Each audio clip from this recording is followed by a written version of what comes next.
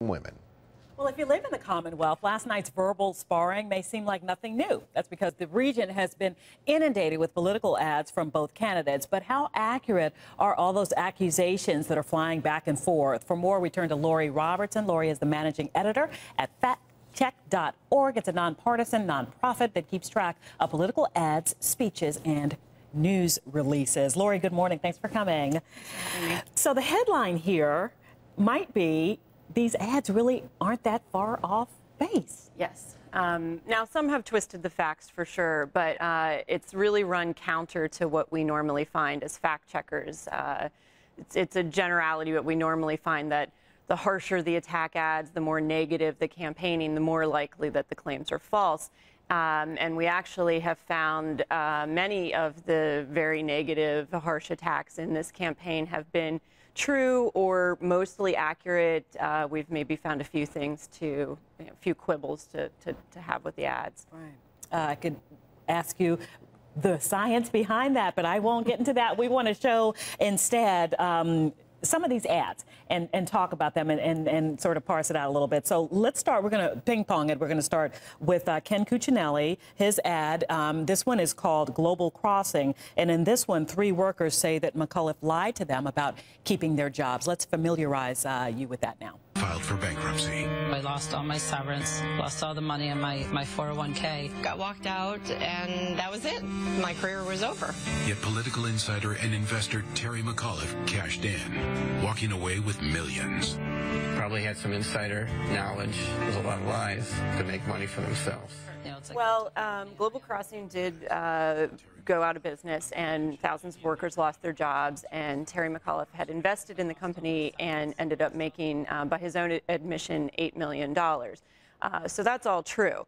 The problems that we had with the ad, there's a graphic that I don't think we quite got to that suggests he made millions more than the $8 million, and that's not true. That was a figure of what his holdings were worth at one point in time, but not what he actually walked away with.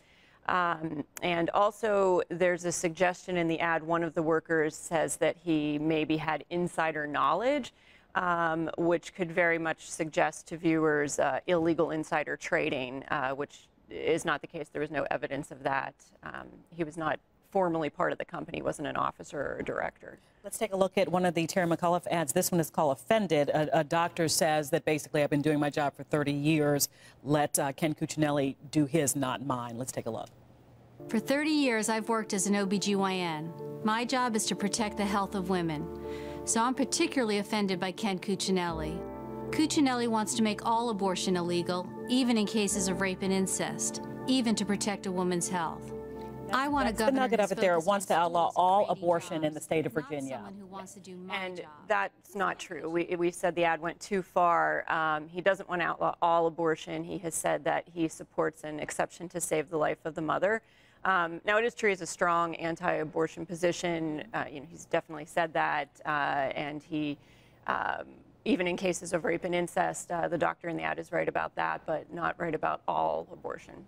Here is a Cuccinelli ad. This one is called Green Tech, basically saying that Terry McAuliffe took jobs locally and shipped them overseas. I actually went to China and bought their biggest electric car company. And I moved the entire company back to the United States of America. Not true. McAuliffe came here to Mississippi last summer with the promise of thousands of jobs and a huge manufacturing facility. But now here we are in 2013. Now, how damaging is this one, Lori? Basically, you have Terry McAuliffe speaking on tape and then this report. How true is this one? Sure. Well, again, many elements of truth to it. He did launch this electric car company, Green Tech, said it would create thousands of jobs. That hasn't happened yet.